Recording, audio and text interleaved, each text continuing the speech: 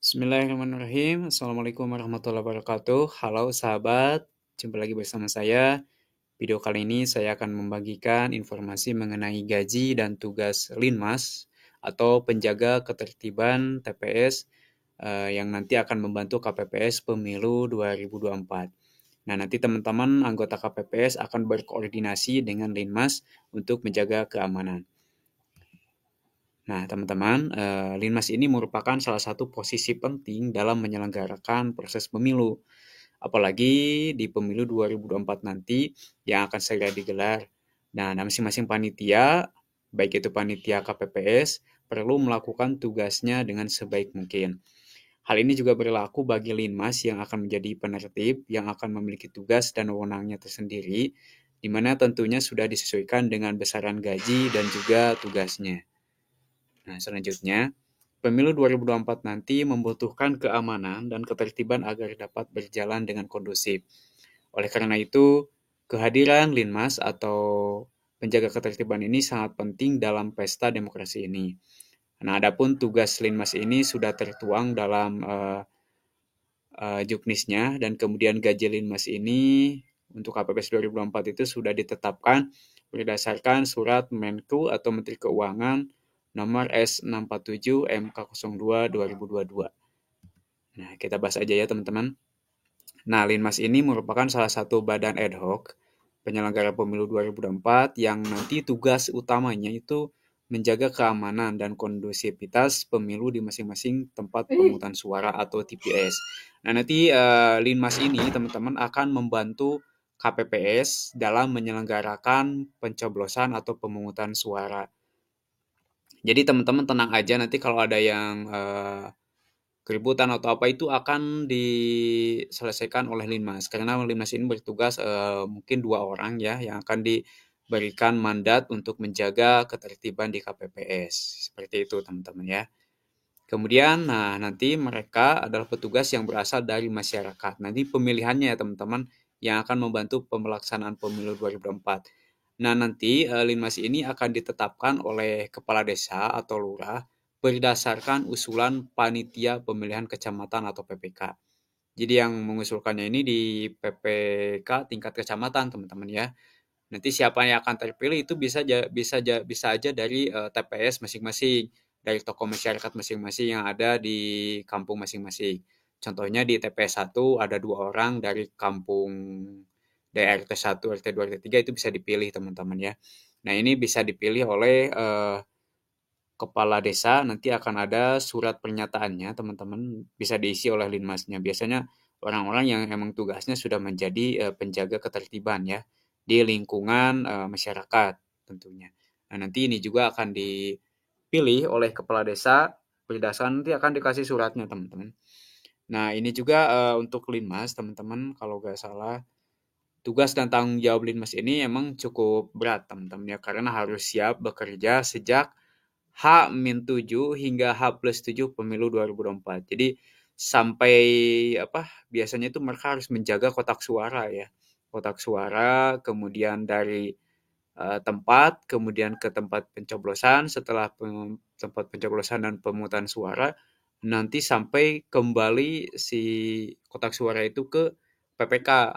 Jadi ketika dibawa ke PPK dari di PPS itu harus diamankan sampai ke PPK. Nah, ini tugasnya cukup berat juga ya Linmas ini, makanya harus dipilih orang-orang yang benar-benar rela menjadi relawan ya, relawan untuk menjaga ketertiban. Biasanya ini akan didampingi sama Babinsa, Polsek setempat ya, sama penjaga-penjaga keamanan di masyarakat seperti polisi tentunya ya.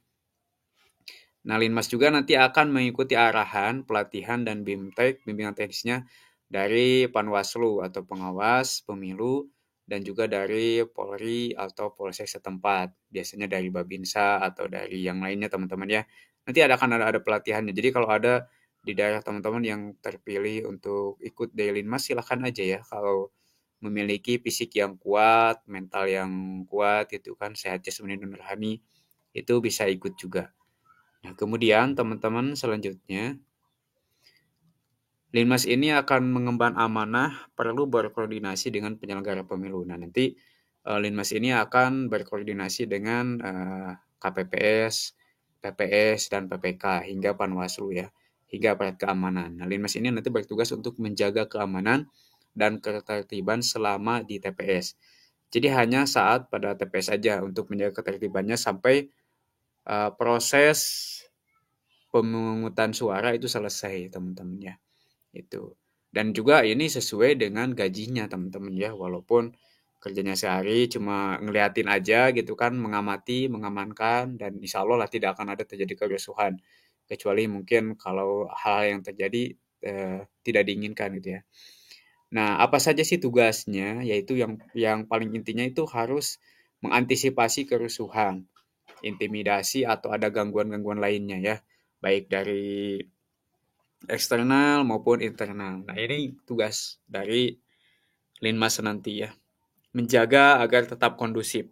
Nanti juga akan dibantu sama polsek setempat ya, akan ada survei ke tempat untuk melihat apakah di TPS itu tertib, aman, dan juga lancar gitu teman-teman.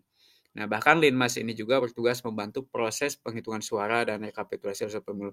Jadi nanti kalau yang 7 anggota KPPS ini mengalami kendala, nah bisa minta bantuan ke Linmas ya.